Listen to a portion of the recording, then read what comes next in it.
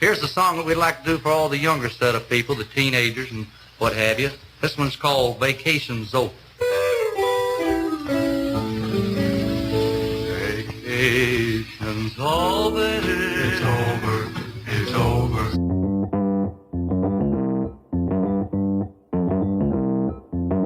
Live from Joe's mom's basement, it's the Stacking Benjamin Show.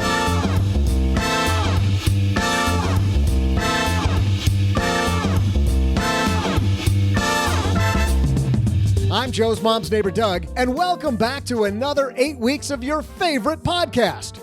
Just like in first grade, today we're talking about sharing. Specifically, though, we welcome the guy who's going to teach us about all things ride sharing, Mr. Uber and Lyft expert himself. Please help us welcome Harry Campbell. Plus, in headlines, we'll talk about the sharing or gig economy. Do people working in the gig economy pay more attention to their money? We'll ask senior financial planner at T. Rowe Price, Stuart Ritter.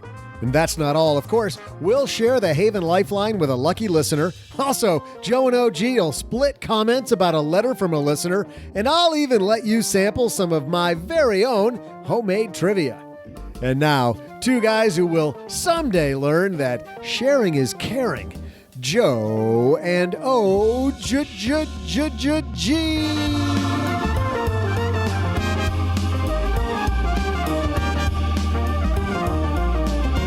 Mom says it all the time, and I still don't understand what she's talking about. I don't understand anything anybody talks about. Generally, first piece of cake in my mouth is caring. That is totally caring. Hey, everybody, welcome to another 8 weeks of the Stacking Benjamin Show. I'm Joe Saul-Sehy, and across the table from me, The one and only, those are the words you're looking for, the super awesome, can't do it without you. So glad you're here. backbone of the show. Thank you for renewing another 8 weeks. Yeah, we had a tough time signing him for another 8 weeks.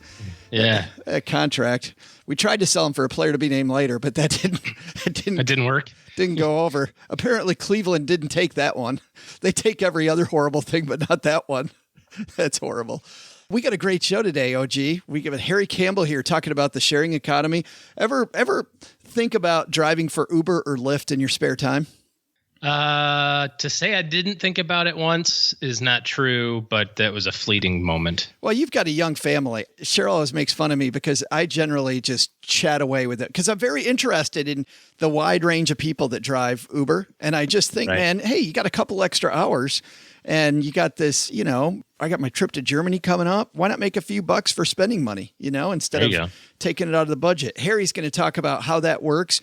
And the cool thing is, I was reading his book, Prepping for the Interview. It's easier than you think, which is awesome too. So even if you think that you're not somebody that can, you know what else is easier than you think? Planning for college. It actually is not easy. It's a pain in the butt, but we can make it easy for you because we've got a new partner on this year's show, College Backer, OG. Big thanks to College Backer for supporting Stacking Benjamins. Here's what you do. Sign up at collegebacker.com/SB and you get a $10 match when you start a college fund for your own family or send a gift to kick off somebody else's college fund. How cool is that? Get the college fund rolling at College Free money. Backer. I like that. Yes. And thanks also to Harry's for supporting Stacking Benjamins. Love my Harry's razor, OG. Harry stands behind the quality of their blades, but they know switching razors isn't an easy decision. So they created a trial offer for you. Claim yours by going to harrys.com/SB. I even just upgraded to the Winston myself. Ooh. A little heavier, a little nicer. Good stuff. You missed a spot today. We got Harry Campbell here. Let's get the party started. Hello, darlings. And now it's time for your favorite part of the show, our Stacking Benjamin's headlines. Our first headline comes to us from CNBC. Say hello to the number one threat to your $11 million inheritance. And I was surprised, by the way. Say hello to your number one threat to your $11 million inheritance. And I thought the number one thing was going to be mom didn't save $11 million. Yeah, that's what I was going to say, too. It's like the number one threat to my $11 million inheritance is the fact that my mom is about 10.99999 million short. It's just a bummer. But that didn't make the article. But this is a pretty little clickbaity.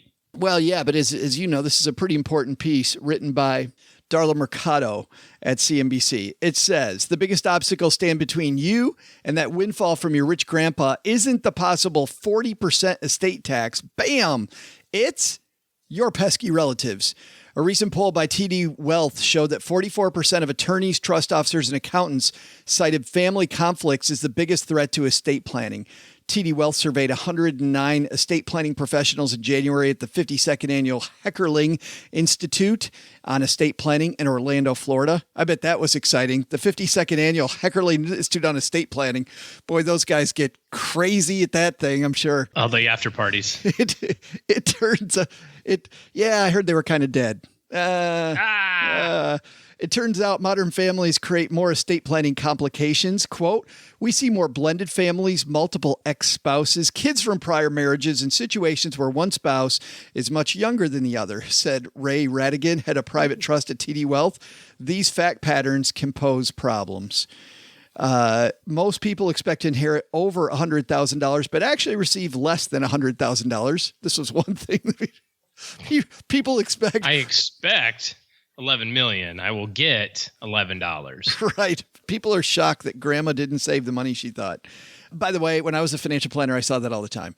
People thought that their relative was rich. They found out that the relative passed away and the inheritance wasn't anywhere near what they thought it was going to be. Oh. Or they didn't get it. Good point. Their nephew instead. Second, lack of communication. 69% haven't been told how much money to expect, leading to potential confusion. But don't you think, isn't there kind of I don't want to get all English lit nerdy, but isn't this like a King Lear situation? You tell people how much money they're going to get, and all of a sudden people start kissing up to you for different reasons, and it just, gets ugly.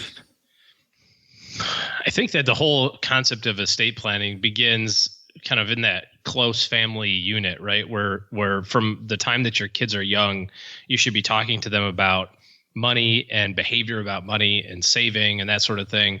And that will continue to expand as they get older and they have kids. You got to take ownership for your own situation.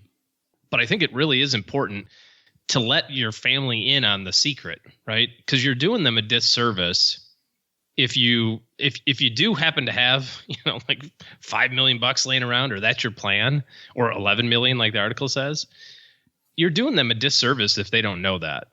If they think it's going to be 100,000 and it turns out to be 1 million, that's a big problem. And it sounds like a good problem, but there's always different problems, right? With money. And it goes the other way just as much too. Yeah, that's not the problem I usually see though. The problem I see is that the money, the money's the money. The big problem I see is stupid arguments about mom's favorite chair and who's going to get that chair, right? Like the money be damned doesn't mean anything. That chair we'll go to court over, we'll fight over, we'll have nastiness over. I think having the right person in charge of your estate, somebody that's going to follow your rules. So either the trustee, they're called the contingent trustee in this case, because you're the main trustee of your trust, and this person steps in if you pass away, right? So they're kind of the heir to the throne of taking over, making stuff happen, or the business decisions. Yeah, or if you have a will, it's called the executor of your will. So executor, contingent trustee, one of those two people. But I think they got to be somebody who's okay with being seen as a jerk, and somebody who follows directions. Because the best thing you can do for an estate is just go into that document, look at every single thing that has to happen, get it done quick so people can't fight about it. Or if they do fight about it, it just mutes it really quickly. Just get it done. I've seen estate planning documents where if the person who writes it says, if there's an argument, you get nothing. Wow. Which I think can help. But added to that, behavior that you're describing about the successor trustee or the executor of the will, I think you also have to have great wisdom with that, right? Because it kind of reminds me of the whole like Solomon cut the baby in half story, right? Where it's like, using your mom's chair as example, I want the chair. You know what? Fine. Here's what we're going to do. We're going to sell the chair in an auction, and then we're just going to split the money. And then whoever says fine, you go, okay, that's, you're the one who wants the chair most. You know what I mean?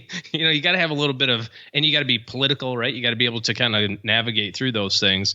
But communication is really what this all boils down to. There's nothing good in having surprises for your heirs, whether it's a good surprise, hey, I left you $20 million, or it's a bad surprise, like, hey, I left you a whole bunch of property tax bills and Citibank bill to deal with. I think it's important to kind of just be okay with the fact that, especially as you get older, right? Especially as you get older, you got to let other people in. Down at the bottom of this piece, I think is a great takeaway. Quote, there are 2 events that might trigger a review of your estate plan: new tax legislation, and I think this is the much bigger one, a change in your family situation, a birth, a death, a marriage, or a divorce. It's always a good time to look at your estate plan if you haven't looked at it recently. Absolutely. And that and beneficiaries. How many times have you seen beneficiaries that still have the ex-spouse listed as the 401k beneficiary? Whoops.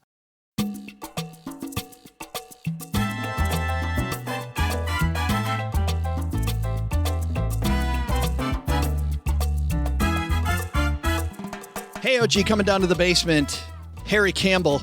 If you've ever thought about taking part in the sharing economy, Harry's your guy. Of course, he's the founder, editor, and director of the big website, therideshareguy.com. It's become the industry's leading resource for drivers.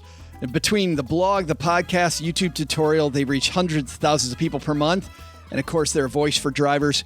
Campbell's been featured in a lot of different places: the New York Times, Forbes, CNET, Wired, Los Angeles Times, Huffington Post. He lives in Los Angeles, and guess what? Right now, he's in Texarkana on his way to the basement. Let's say hello to Harry Campbell.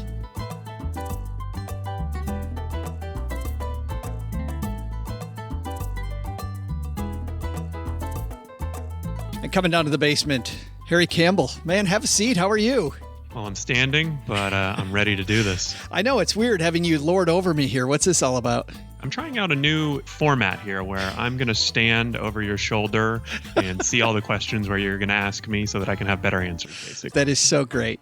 You're one of the first people I think of, Harry, when I think about the sharing economy, but initially you weren't that guy. Like you say in your new book that you weren't excited about. I mean, you were pretty nervous when you gave your first ride, but before we even get to that, let's talk about your first ride in an Uber or in a Lyft.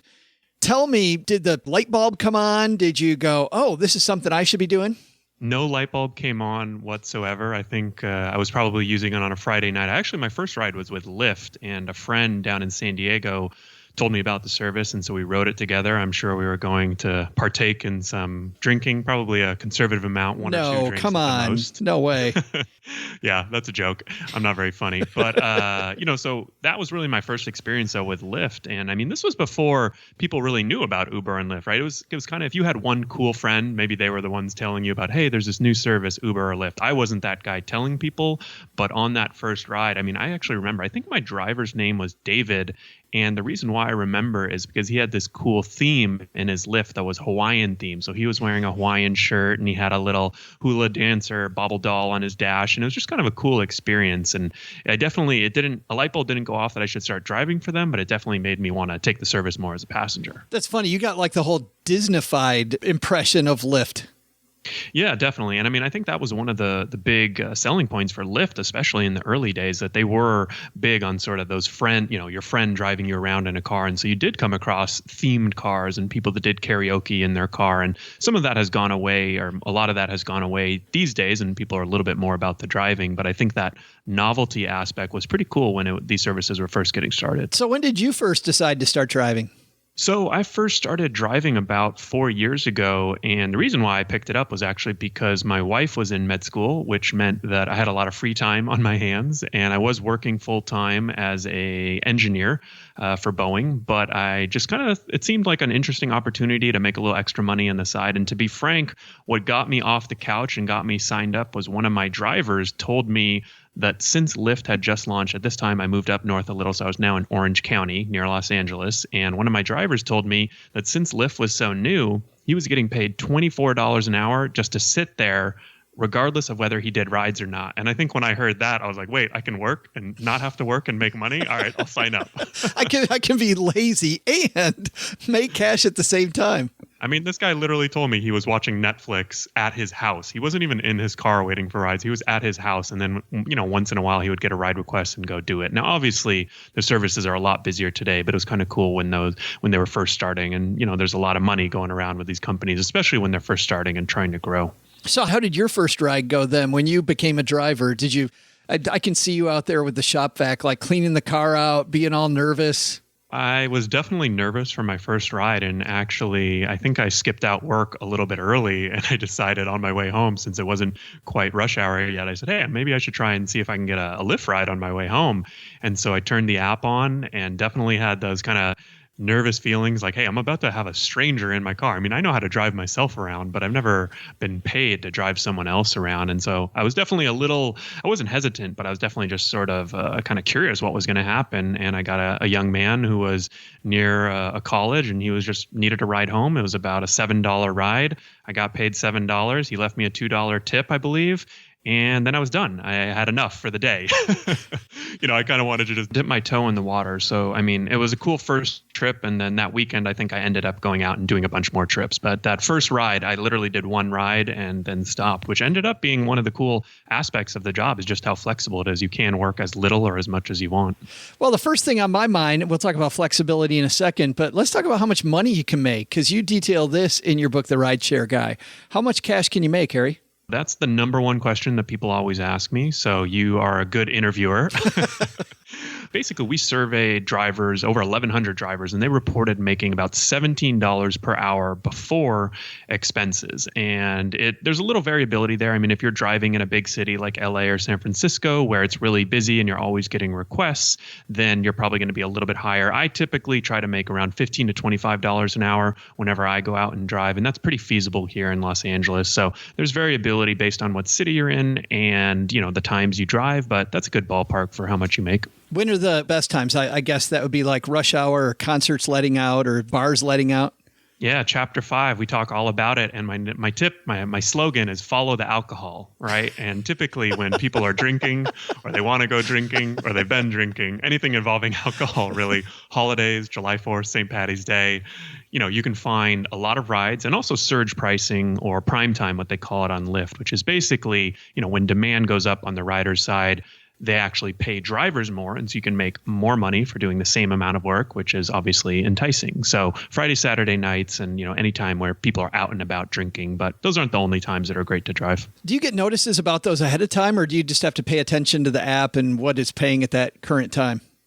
Yeah. So, I mean, there's definitely a learning curve. I mean, one of the other things we've seen with surveying drivers is that the drivers who are in that 0 to 500 trip, so basically newbies, are actually making $5 an hour less than drivers with 5,000 trips or more, because the more you do it, you start to realize, okay, Friday, Saturday nights, that's obvious, but you start to realize, oh, there's certain times or certain places or certain venues. You might think that going to a sports, here we have the Los Angeles Dodgers. You might think that going there for a pickup is going to be great, but you sort of have to know the times and the places where you want to pick up riders, because if you're sitting in traffic for 45 minutes trying to get out of the stadium, you're not going to make a whole lot of money there. So there's definitely a little bit of a learning curve there. And Uber and Lyft do send you some information, but it's pretty generic. It'll be, there's a Dodgers game this week, or there's a Yankees game this week, sort of just that general stuff. I think for the more savvy drivers, they start to, look to sites like mine, or forums, or Facebook groups, and really interact with other drivers. That's typically, that community. That's where you're going to get the best info. Is it hard to get approved to be a driver?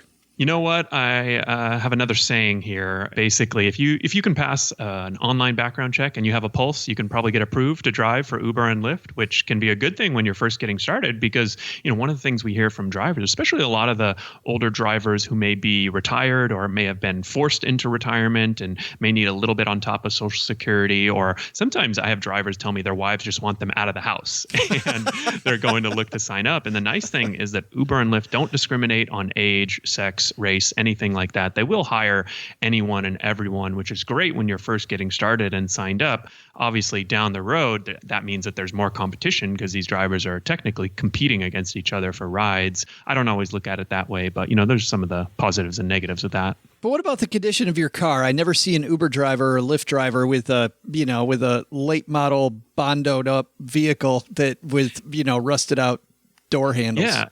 What's interesting is that so you technically can in, the city, the requirements are a little different in every city, but for the most part in the bigger cities, for example, you can drive for Uber with a 2002 or newer. When you think about that, a 2002 car, I mean, that's what, 16, 17, 18. Right. I can't even do the math. It's so old, right?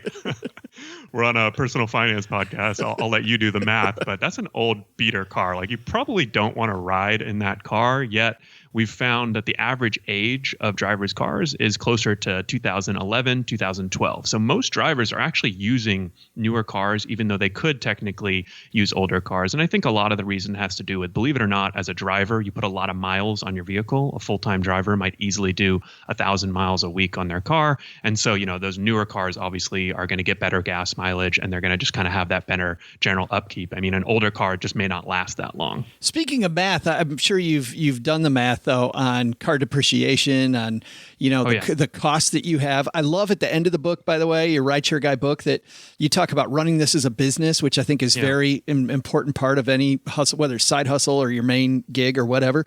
But how does that math work out? I mean, if I'm averaging $20 an hour as a driver, how much of that should I look at is probably going to go back out toward expenses? So the easy way is I've already done all the calculations for you, and it's going to be about $3 to $5 per hour in expenses. And you can imagine if you're driving a Toyota Prius and you got a great deal and paid all cash and didn't, kind of went that route, right, you're going to be closer to the $3. If you're driving a car that doesn't get as good gas mileage, you didn't get as good of a deal on it, you'll be closer to the $5 per hour. So, I typically subtract $3 to $5 per hour from the gross expenses. So if you're making $20 an hour, you'll be in that $15 to $17 an hour range. So it's not a ton, but it's definitely something that you need to think of.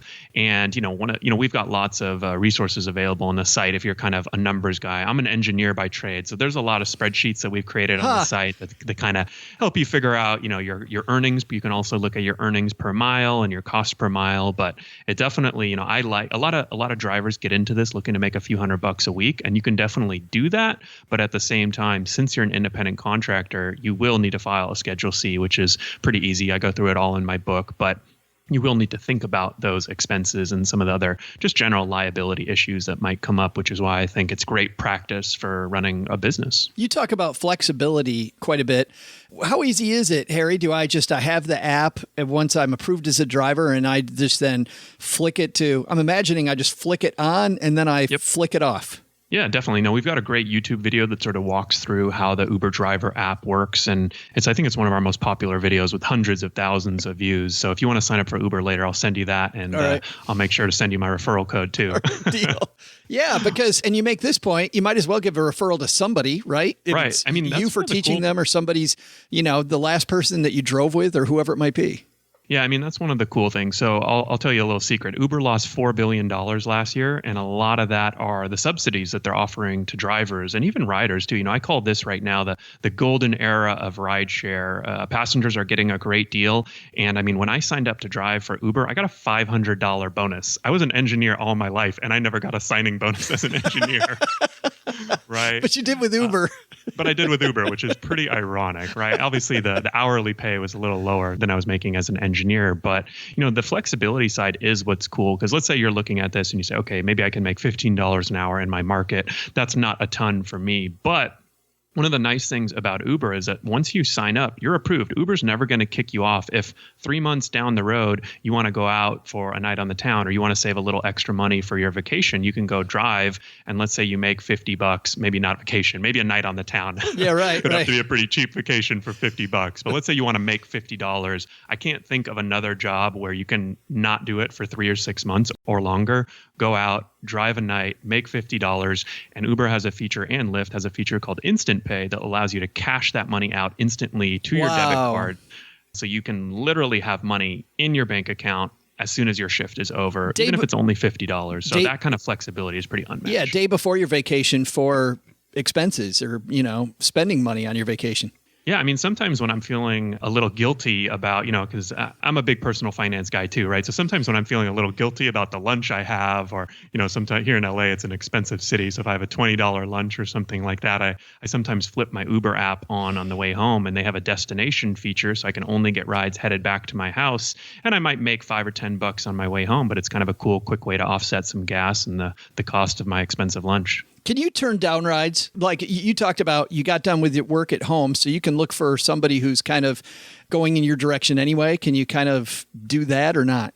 Yeah, so I mean, Uber has a specific feature that allows you to only get rides headed in your direction, but you don't actually know typically where or exactly where the passenger is headed until you arrive at the pickup point. So you don't kind of discriminate against certain people or locations, whatever it might be. But for the most part, one of the nice things about being an independent contractor, the good and the bad, right? You have to run your own business is sometimes the bad, but the good is that you can work for multiple services. So you can do Uber and Lyft. You can also ignore certain rides if you want. Now, you can imagine Uber doesn't like when you ignore a bunch of rides in a row, but they actually won't and can't fire you for ignoring rides. So if you see, I get a ride request from Joe and he has a 4.5 star passenger rating, I say, I don't want to pick this guy up. That's exactly what I was going to ask, because there was recently a Curb Your Enthusiasm episode that I saw where Larry got a terrible rating from a driver, and then nobody wanted to pick him up. And one guy said, when he picked him up, he said, well, I'm risking my rating by picking you up. You can say, no, I'm not going to pick up that person.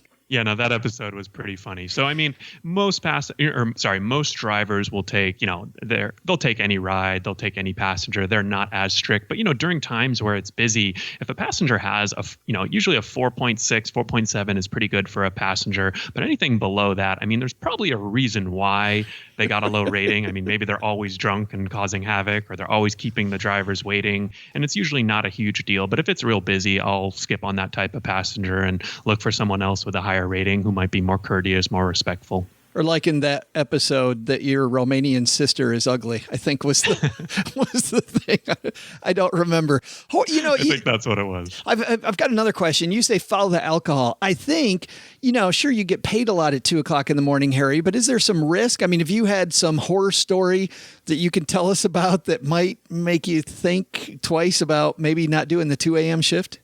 So short answer is yes, I've been puked on. Have you really? And the long answer is that, this is another one that kind of comes with time. And, anyone who I think has worked in the service industry or, really worked at a bar or anything like that kind of understands there's certain people that, you can kind of spot the warning signs. And I talk about this a little bit in my book, is that you really kind of have to be the captain of your own ship. You're the boss of this car. And, for example, there's warning signs. If someone drops their pin and they're 3 blocks away at 2 a.m. and they're not in where they are supposed to be, that might be a ride that you want to cancel because they're probably beyond, intoxicated. Let some other driver deal with them and get puked on. If they're kind of stumbling up to the car, it's kind of up to you, your discretion. And, I keep barf bags in the car just in case. So there's definitely some precautions you can take. I have one of the writers on my team actually wrote a pretty interesting article where he called it "Embrace the Pukers," and so he basically loves people who puke because what he does is he keeps cleaning supplies in the back, and as soon as someone pukes, I wouldn't say he encourages it with his bad driving, but it's definitely happened to him a lot. And when someone pukes, he actually takes all the pictures, sends it into Uber, and you can get up to $150 cleaning fee. And so he does all the cleaning really quickly himself with his supplies. And then he flips over to Lyft and does Lyft the rest of the night and, gets the cleaning fee. And I think he made over $1,000 last year in cleaning fees. That's incredible.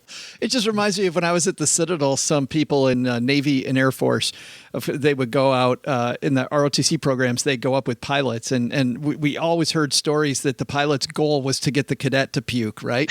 Was just the goal. And his goal as the driver is to get the passenger to puke. I don't want to go in that guy's car. I think most drivers don't want pukers, but this guy's a little different. I would say that.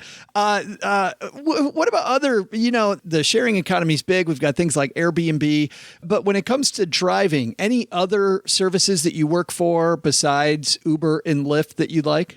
Yeah, no, I've tried it all, to be honest. I mean, I think the other big category is going to be food and package delivery. So these are some cool options because, if you're I think one of the things we hear from drivers is that sometimes, the novelty of driving people around for money can get old after a little while, right? So if you want to even take a break or even intermix some package delivery, some food delivery in with your rideshare driving, there's definitely those options. Postmates, DoorDash, Amazon Flex is a big one, delivering Amazon Prime packages. You may have noticed if you order a lot of Amazon Prime like I do, sometimes random people come up to your door and drop off packages and, they're not UPS and they don't have a uniform on and you're wondering who the heck they are. Those are just everyday people like you and I that, in some cities, I believe that it's $18 an hour that they get paid. Wow. And, it's kind of similarly, flexible blocks. So it's pretty cool. There's definitely quite a few other, what I would call kind of sharing economy aspects that you can work in. A lot of them, these are all logistics businesses, though. It's getting something, whether it's a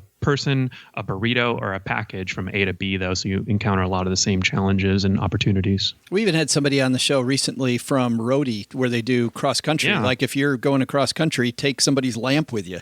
I mean, it's pretty cool stuff. The book is The Rideshare Guide, everything you need to know about driving for Uber, Lyft, and other ride-sharing companies. The funny thing is you and I just spent just over 15 minutes together and we scratched the surface. But man, if you're going to do this stuff, this is a fantastic guide on everything from how to become a 5-star driver, how to maximize my profits, how to run it like a business, difficult passengers like we talked about earlier, getting started, everything that you need to know. Where can they get the book, Harry? The book is available everywhere. It should be, the easiest place is probably Amazon.com, but it should also be in sort of your local Barnes & Noble, Amazon bookstore. I think those are the only 2 remaining bookstores, actually. One of my readers emailed me the other day. Books A Million. We got a Books A Million in Texarkana.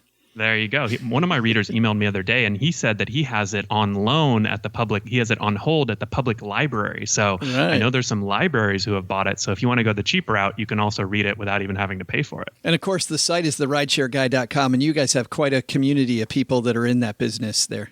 Yeah, definitely. No, we have hundreds of thousands of drivers coming to our blog, podcast, YouTube channel. We've got a video training course, and now obviously the book. I definitely feel like the book, I'm a little biased, but I feel like the book is the best value. Our training course is a lot more expensive, and I think the book is a lot better content and a lot cheaper. So I'm going to recommend that.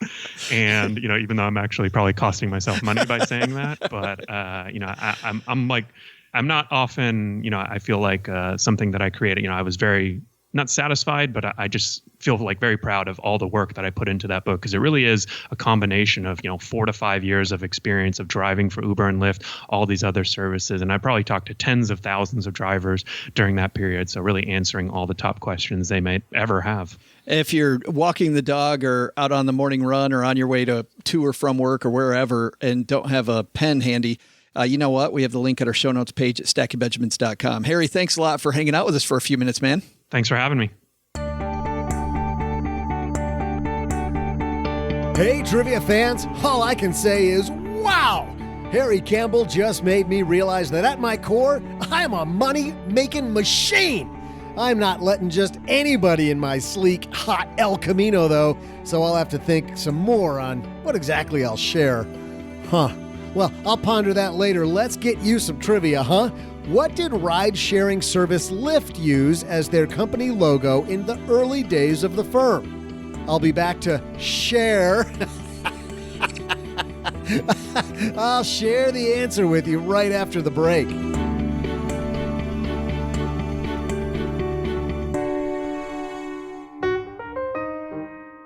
Thanks to CollegeBacker for supporting our podcast. Boy, it would have been nice, OG, had you gone to a real school. You could have used CollegeBacker for your education. I went to a real school first, then an unreal school second, and then finished at a middle of the road real school. I don't know. A different school? Well, regardless, Yeah. CollegeBacker will help you with a bunch of those. It's the easiest way to save for college with help from family and friends. Check out CollegeBacker if you want to help your kids avoid these huge student loans people are coming out of college with. Crazy. 38,000 on average now. Yeah. 38,000 and a stiff drink. It's like, you're going to need this. No, that's the average student loan. I know. that people graduate with right now. I'm saying it should come with its own stiff drink. Oh, yeah, okay. Yes. I think so. No, it comes with something even better, a 6% interest rate and a $100 a month payment for 32 years. What a bargain. Kicking the butt to your 82, right? Yep. College. But don't worry, if you don't pay, we'll take your Social Security check when you're 65. Yeah, hey, you don't need that Social Security. Sally Mae needs it worse than you. So start saving now. Well, CollegeBacker will help you do that. They help you find a great 529 plan. Those are college savings plans around the nation with tax-free growth and tax-free withdrawals. CollegeBacker will give you a simple custom link like collegebacker.com/Luke for you to share. And that makes it easy for family and friends to help you with your kids saving for college. So let's say, OG, we want collegebacker.com/OG's kid. Yeah. Family kids, and friends. plural. Yes. Or podcast listeners. Sorry for us. That's what we should do. I can't do that now because mine are already done. We should have That's okay. Anyone that wanted to donate to Joe's kids can use the College Backer link to donate to OG's kids. Tears instead. Yeah, makeups. Yeah, I don't know that I like that. But anyway, you can use a link like that. That makes it easy for friends and family to help you. And kids grow up faster than you think. I can't believe my kids are almost 23 now. Holy cow. Imagine turning some of these holiday and birthday toys into college savings. Sign up at collegebacker.com/SB and get a $10 match when you select Start Saving Today for College for your child, or select Give the Gift of College Savings to kick off somebody else's college fund. collegebacker.com/SB to sign up and begin a new college fund. We're also brought to you by Harry's. I love my Harry's razor. Let me tell you a story about Harry's razors. Somebody that works with Cheryl got a promotion, and we went out for dinner with them. And Cheryl and this woman work together. I don't see her husband that often, but we're sitting there. We're having a conversation about, nothing like you do with people that you don't see that often. And all of a sudden, out of nowhere, this guy, DJ, he's talking about his head and shaves his head. He's like, man, I love my Harry's razor. And Cheryl starts laughing. She starts cracking up. She's like, are you kidding me? Did Joe pay you to say that? He's like, no, why? It's like, Joe loves Harry's razors. They're like sponsors of their Stacking Benjamin show. He talks about them all the time. I especially like my new heavier Winston blade. And I also like the shaving cream's phenomenal. That's what smells so good from over here. It's so amazing. So buttery smooth, your face today. So if you want to be better with your money, listen to this, OG. Harry's can save you about $100 a year if you're a frequent shaver. Take better physical care of yourself. Harry's products have won countless grooming awards, and they'll keep you looking great and feeling great. Harry's is all about a great shave at a fair price, which is why over 3 million guys have switched over to Harry's. Harry stripped out all those unnecessary features like vibrating handles, heating blades, 15 lubricating strips, and the unnecessary cost to deliver customers one perfect razor at an amazing price. A good shave comes down to good blades. Because Harry's owns the factory, they're able to deliver quality blades for just $2 a blade instead of like $4 or more that you're going to pay at the drugstore. All products backed by 100% quality guarantee. So here's the offer. Harry's is so confident you're going to love their blades, they'll give you their trial shave set for free when you sign up at harrys.com/SB. All you got to do is pay for shipping. So claim your free trial offer from Harry's today. It's a $13 value for free when you sign up. Here's what includes. That trial set is a weighted, ergonomically correct razor handle, 5 precision engineered blades with a lubricating strip and a trimmer blade, rich lathering shaving gel. You're going to love that. A travel blade cover. And to get your free trial offer, it's harrys.com/SB. Right now, that's harrys.com/SB.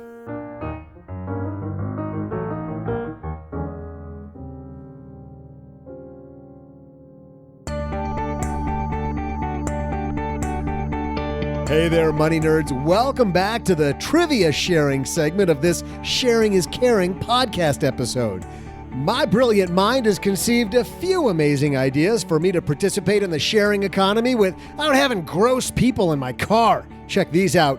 Why buy toothbrushes for the rest of your life when you could just share mine? Same goes for deodorant.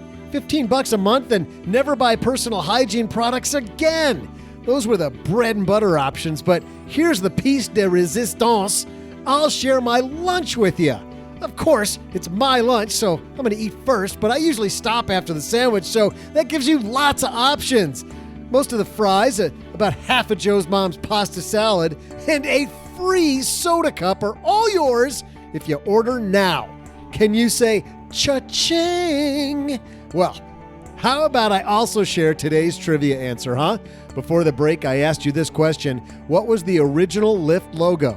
And the answer? A pink mustache. In the early days of the company, Lyft would have their drivers put a big pink fuzzy mustache on the front of their cars to make them stand out. Kind of makes you wonder why I stopped at Fuzzy Dice for the El Camino, huh? See ya. Nailed it. Nice job, dude. Thank you. Thank you very much. Yes. Do you like Lyft better or Uber better? I like Lyft better. Huh. I definitely never done Lyft. Only done Uber. I like 2 things about them. Number one is just all the corporate culture news around Uber. Well, There's that. Yeah, not good. But more than that, I like the ability to tip my driver. You can do that on Uber now. Yeah. In fact, now since they put it in, it's like more annoying because when he gets done, instead of rating him, it's like, hey, so you rated him 5 stars. How about you give him some money? And I'm like, come on, that was not the deal we signed up for.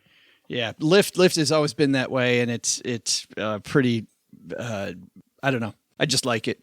So whenever possible, I use Lyft. Hey, let's use the Haven Lifeline and throw this out to somebody, OG. We can help them tackle one of life's, or rather life insurance's most important questions. Our friends at Haven Life Insurance Agency, they're disrupting the life insurance industry by focusing on those 2 things that you value most. Tipping my Uber driver and inheriting $11 million, obviously. What could go wrong there? Actually, it's your family and your time, but those are 2 good ones. It's why they created a simple way to buy affordable and dependable term life insurance online. Head to StackyBenjamins.com/Haven Life now to get a free estimate for coverage and learn about life insurance the modern way. By the way, in our basement Facebook group, we haven't seen you there lately, bud. What's going on there? Yeah, I know. I've been focusing on Twitter. Yeah, but I gotta schedule it. Yeah, prioritize. Lots of fun going on in the basement. But somebody was asking about how much life insurance to buy, and I said, as much as you can afford. I said, no, that's what insurance people say. What I like as much as you can afford. I like the Haven Life calculator because it gives you a range based on your needs. People were throwing out rules of thumb. I don't like a rule of thumb. Why use a rule of thumb when you got these simple calculators that will help you figure out a much, much better number? And today, we're not going to use a rule of thumb for Adam. Well, maybe. Let's see what Adam's question is. Say hi, Adam. Hello, OG and Joe. This might be a long question. My wife wants to buy a house near where we currently live. We're currently living in Shanghai, China, and the real estate has been going up pretty quickly around here. She wants to buy a house before the real estate goes up too much. However, we're about to move to Beijing because I have a job in Beijing. She thinks we can move back to Shanghai later. So I wonder what you think of this idea and how I should go about researching the Chinese real estate market, whether it will keep going up or go down. The down payment for the house that she's thinking about would be about $100,000. This would take all of our savings that we currently have. Okay, thank you for your perspective. Wow, $100,000. Adam, all the way from China. Can you believe we've people listening to us in Shanghai and in Beijing? I know we have listeners in Hong Kong. We have listeners in Singapore. We have, where's our friend Marisol at? Albania? Mm-hmm. Niranjan in India. These are just people. It's a gentleman's name in Estonia. It's great hearing from our friends around the world. But Adam asks about real estate prices and should he buy the house now, OG? I would never in a million years do this. I mean, firstly, I don't think you or I have any perspective of the housing market in China. Zero. Nor do I think we have any idea of where to find resources for housing market prognostication in China. So I guess take that with a grain of salt. But why would you want to buy a home and then go move and not live in it? I mean, presumably you can rent it. That's maybe the unsaid thing that you would do.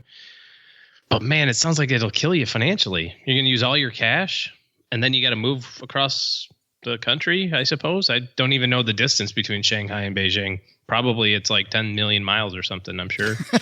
So it's the moving truck's going to cost a lot. And then you've got this home that's in an area that you don't live and with no guarantees that you'll actually ever move back. So no, no. Yeah, just in general, to your point, we don't know anything about China, but we do know basic financial planning tenets. And even though you want to make a good planning decision with real estate, you don't want to think of it as an investment. And if you're taking all of your money and sinking it into something that's not an investment, right? This is something you're going to be emotional about. I'm not a fan of that in general. The other thing is that when you make a real estate decision, it should be, especially one involving $100,000, because real estate transaction costs are high. I think it needs to be a long-term decision. So you need to ask yourself, is this a place where I think I'm going to be for at least 10, preferably 15 or more years? And if the answer is you're not going to be there for another 3 months, I'm also not sure that that's a great thing. You know, there's a bigger question here, because if she's saying that if his spouse is saying the house is an investment, and you have this $100,000, I think, OG, the real question is, I have $100,000 I need to invest. Where's the best place to invest it? That's the unasked question. I mean, if they're looking at it as an investment, because if she's saying housing prices are going up, so I want to jump on this investment before they go up more, well, what you're really saying is, I want to get in on an investment.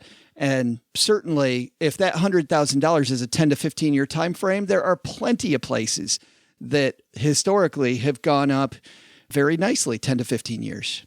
And to your point, it very well may be real estate, but probably not all real estate. So if you're thinking about it from an investment standpoint, the thing that I would add there would be, now you're talking about a very, very finite allocation of your investment into one very, very, very narrow investment, which is one single property in one single town, in one single province, in one single country.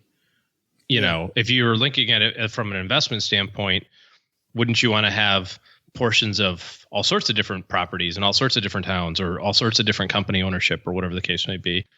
This is a very bad idea. That being said, I don't know. We don't know anything about real estate pricing in Shanghai or Beijing, but at the end of the day, if you were talking to somebody, or if I was talking to somebody who was saying, I think Austin's going crazy in housing, but I'm going to move to Shreveport next week, what do you think? Should I buy a house in Austin? I still say the same thing. No. Why do you want to own a house? And then you got to deal with the whole like rental property stuff from across town. And I know people do that successfully, but yikes. Yeah, thanks for the question, Andy. We also get letters down here in the basement, and we have one today from our new friend Lamar. Lamar says, I saw an internet today from, I'll just leave the name of the bank blank, from blank bank. I took a screenshot, but I don't have a way to send it to you. It stated the following: education refinance loan. You could save an average of $271 per month, asterisk, and go out to eat. Pictured with a beautiful plate of food and a get my rate button to select. Of course, they don't want you to pay it off sooner with the savings, so you might as well go spend it on something else. Even Doug isn't that easily fooled, or is he? Wow, just imagine how much coleslaw $271 could buy. Yum. Why are people picking on me with coleslaw? Just, I don't know. Yeah, I could get really sick on $271 worth of coleslaw. As long as it's 8 to 10 hours old. I really, and by the way, this loan that this particular bank is offering, I've looked into this loan before, and I think for somebody else, and I think it's actually a good deal. I don't like this type of advertising either, though, OG. Take the money that you save and spend it on stuff that you don't need and probably doesn't increase your standard of living much. Yeah, your utility at all. Pretty frustrating to see that sort of stuff. But it's almost like those same commercials we're starting to see now, which I think are really funny, because I remember this back in the American Express days, as I'm sure you do. The whole like, you deserve it advertisements. My favorite one is the one from Northwestern Mutual. I don't know if you've seen that one yet, where the dad's out there mowing the grass, and he's all sweaty, and the daughter says, Dad, take me over to Jessica's. And she's like this whiny, precocious 13-year-old. And he's just kind of sighs because he's got this whole lawn to mow and it's hot, and he's, and then he decides, dang it, I'm bringing Jessica to our house. So he builds a pool. And so he's got the cool house. And the message within the message is, you've earned it, dang it. Now you got to live your life now, right?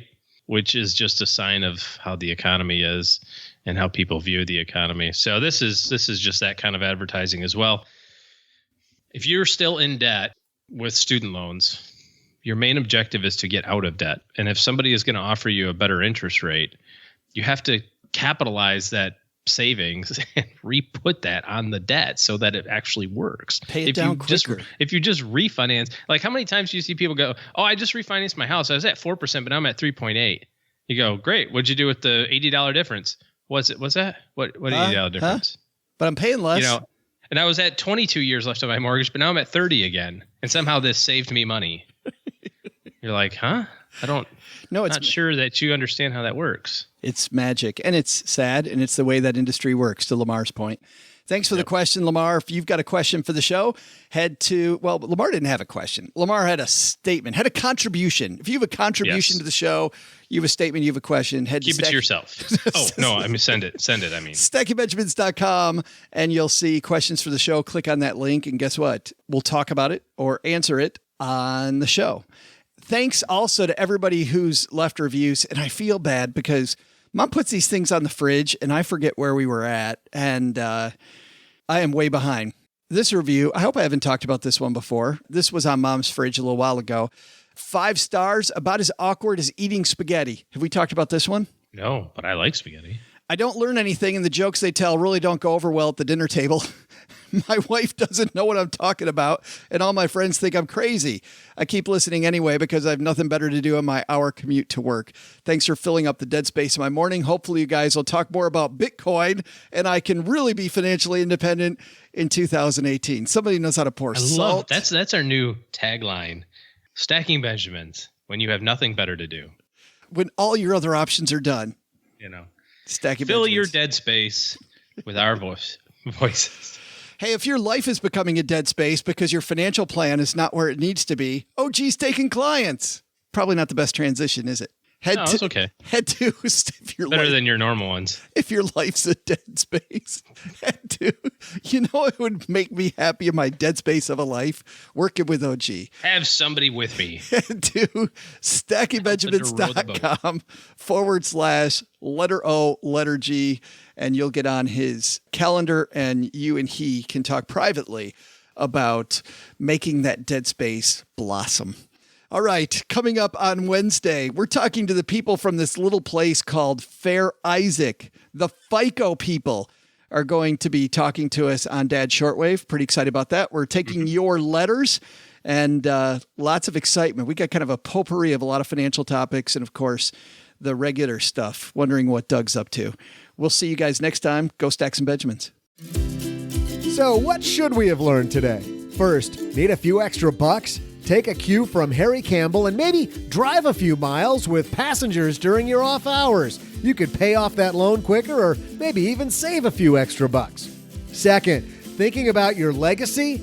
Put your estate plan in writing so the kids aren't fighting over your favorite chair that's still got holes in it. But the big lesson? Don't offer your underwear up for sharing. That's just gross. Toothbrush, yeah. Deodorant, of course. Meals, no brainer. Those are fine to share, but underwear? Pump the brakes on that one, folks. Special thanks to Harry Campbell for stopping by. You'll find his book, The Rideshare Guide, everything you need to know about driving for Uber, Lyft, and other ride-sharing companies wherever you buy books. This show was created by Joe Saul-Sehy, produced by Richie Rutter-Reese, and engineered by the amazing Steve Stewart. Online, visit us on Twitter at @SBenjaminsCast or on our Facebook page. Shannon Cowan is our community manager and social media guru. I'm Joe's mom's neighbor, Doug, and I do not like computer jokes. Not one bit.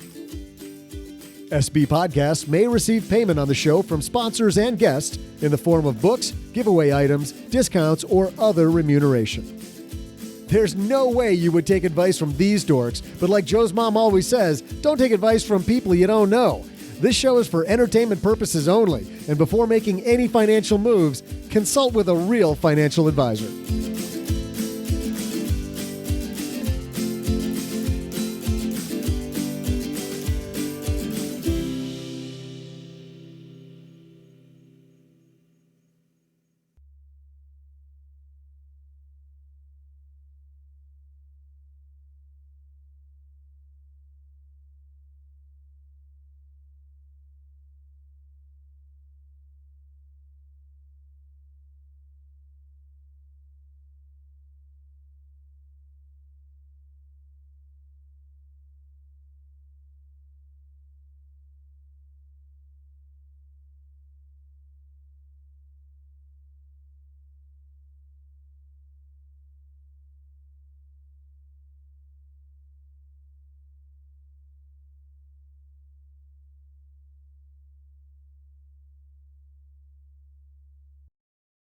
So for those of you new, welcome to the after show. This is the part of the show we don't talk about. We also generally don't talk about financial planning anymore. So if you're here for finance, what are you doing here in the first place?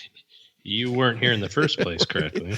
Yes. But we talk about other stuff. And I've got an interesting story. So I don't know if you remember, a year and a half ago, I went to the Podcast Movement Conference in Chicago and took part while I was there in Jason Vitug's Road to Financial Wellness event. Met several people who listened to the show. It was also where I first met Rich from Paychecks and Balances. But we met quite a few people. Michelle, who introduced us to Blueprint, and a few other nice people. But while we were there, if you remember, Cheryl's purse was robbed. Somebody reached in her purse and took her wallet. I remember you telling me that. So we had to deal with all that. And then a few hours later, I get a call from my heating and cooling guy who was working outside my house and says, Joe, your door's been kicked in. So we ended up having our house robbed. So we had both televisions gone, my work computer gone, our Xbox gone. That was the worst part. Right. Cheryl's jewelry, most of which, of course, and this is the thing, it's frustrating about jewelry. It has no value to anybody except her, right?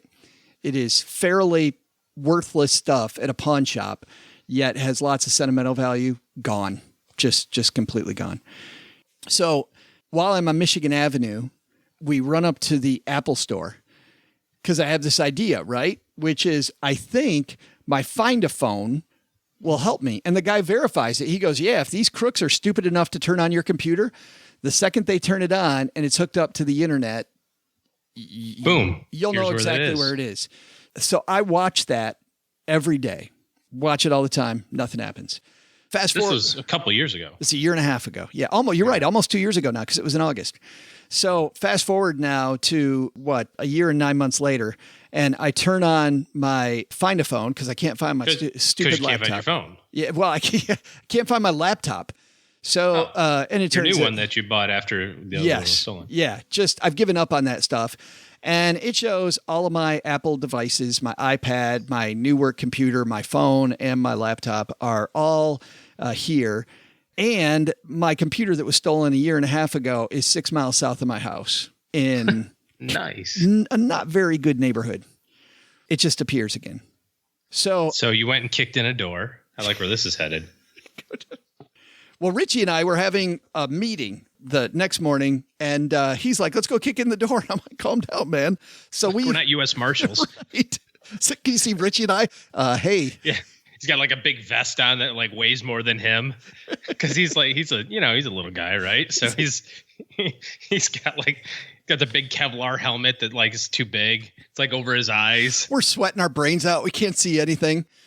We go down to the police station and we report it. And I have to explain to them what Find My Phone is, which isn't a good sign. Isn't that so awesome? But the cool thing is, on his day off, the detective calls me, surprisingly, about 3 hours later.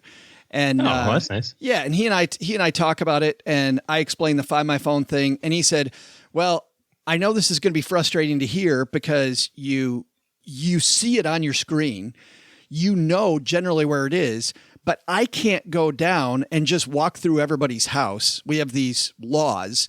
I can't just go walk through people's house because Joe has a little thing on his phone saying that there's a computer in there." He goes, "And even though you say it's reliable, it's not reliable enough for me to convince a judge that it's a search warrant. Judge isn't going to get it. Judge is not going to let me just go into a house." Sounds like you need to put some money in the judge's reelection campaign. It's exactly what we did. No, we. I've seen House of Cards. I know how this works. I know this whole thing. I don't live in a huge house. I can tell. Like which you can tell what room it's in. I know it is. And I'm telling him, I'm like, this thing, I said, he goes, "Well, do you have an address for me?" I go, "No, but I can get one."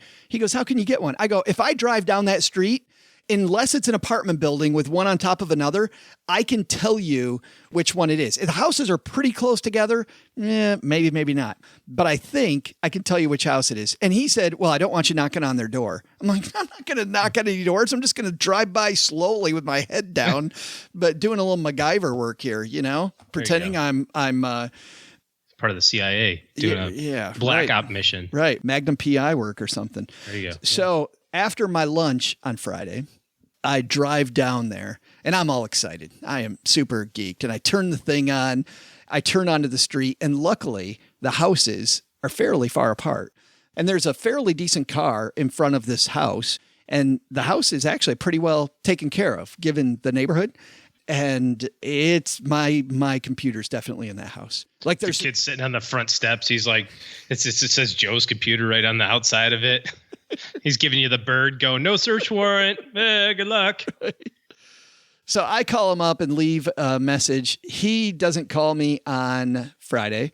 He doesn't call me on Monday, even though I leave him 2 more messages on Monday because I think it's going away. And he calls me Tuesday morning, says, hey, man, sorry, I ended up in this thing all day and whatever. He said, hey, but I'm headed down there. And I've been thinking about this. Here's what I want you to do. I can't have my phone against my ear when I go up to the house because I don't know this neighborhood. I need to protect my safety. I got to have my hands free. He said, but I'm going to put my phone on high. I'm going to put it on my waist in my little phone holster. And if you hear me say the phrase, man, it's kind of hot today, huh? Ping that thing. And I will listen inside the house to hear if I hear this. Because, these Apple computers are pretty. Bing, bing, bing, yes, it's pretty loud. Bing, bing. So he said. So you're like part of the stealth operation. Yes. Like this. Yeah. You're like, I'm in. Can I wear a black, mask? And do I get a gun? Did you say that? Please tell me you said that. I just want a badge. I wanted to ask. Well, I already have a badge. I wanted to see if I could put it on my shirt, Yeah. Like stand next to him. Yeah, like I'm a deputy. So am I deputized for the next 20 minutes? Do you got to say something right now or you deputize me? So the posse goes to get my thing. No. So he calls me back then. He goes, okay, I'm getting ready to go in. And he starts walking up to the door and I hear something. And then he goes, hey, are you there? And I said, yeah. He goes, they got a damn pit bull. Thing ran right up to me and there's no car in the driveway. And so he takes out some spray and he sprays the stuff on the ground between him and the pit bull. He goes, but the pit bull just still ran by it. Luckily, pit bull didn't attack him, just kind of sniffed him. He goes up to the house. Pit bull just kind of follows him up to the house after he stops and tells me, hey, they got a pit bull, but it looks like he's okay. So, okay, we're going in now. Puts it back. Execute. I say again, snowman. You're like, come on, we need code words, dude. I know. So I'm just waiting for the, hot day today or whatever the heck the phrase was. And he knocks on the door. Nothing. And he knocks on the door again. Nothing. And then he goes, sir, you there?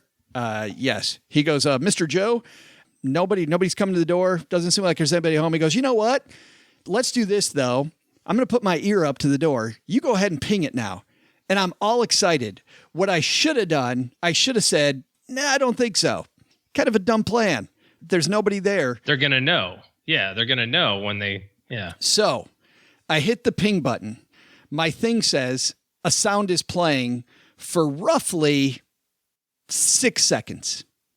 And then I see it move on my screen. And it doesn't move far. It moves, a little tiny bit on my screen, which means it probably moved about 2 or 3 feet. And my screen changes from a sound is playing to the next time it's hooked up to the internet, a sound will play.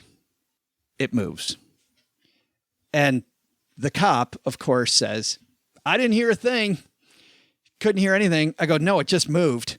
There's somebody in that house and they were sitting right on top of it and it pinged and they're probably covering it with everything they can find, a blanket or so. I don't know what the deal is, but yeah. So then the cop did to use Doug's phrase from earlier, the piece de resistance, the big thing. He left his card. Oh yeah, of course he did. If you have a stolen MacBook, please call me. Yeah, that MacBook that was pinging in your house? I'm not after that. Just give me a call and let's talk about last week's Roseanne episode. Yeah. Frustrating. I'm like, why are you leaving your card? We know these people have stolen stuff in their house. You're leaving your card to tell them that you're, and he goes, well, if I get some cooperation, and he said, so this might be attacked, that if you tell them that you're not going to press charges, you just want your MacBook back, that we could kind of lean on them that way. We can say, hey, listen, if you give them the MacBook back, the people said that they're not going to press charges. And he goes, how does that sound? I said, they stole a lot of crap from me. Like they stole. Yeah, it sounds like we'll tell them that. And then after I get my shit back, then I'm going to say, change my mind. Just like you guys changed your mind when you decided to take all my crap. Right. No, I'm going to take everything. So anyway, in fact, let's fire it up. We'll hear one last time and then we'll end this show. Let's see if it's still there. Can you send a message to it? No. Like, I know where you live. Oh, they know I know where they live. Yeah. I think it's time to kick in the door, dude. I'm coming over. No, we'll have Richie kick in the door. I got friends in low places. All right. I'm looking. So it shows the MacBook sitting there, but I think it just shows the last location. Let me click here and see. No, it says now. Yeah. Sounds like you call your buddy up and tell him to do another stakeout. It's hooked up to the internet again. Why don't you go over and knock on the door? Let's go. I'm headed that way. This will be the last episode of the Stacky Benjamin Show. I know. I got your back, dude. Well, you go in first. I'll be right behind you. Right.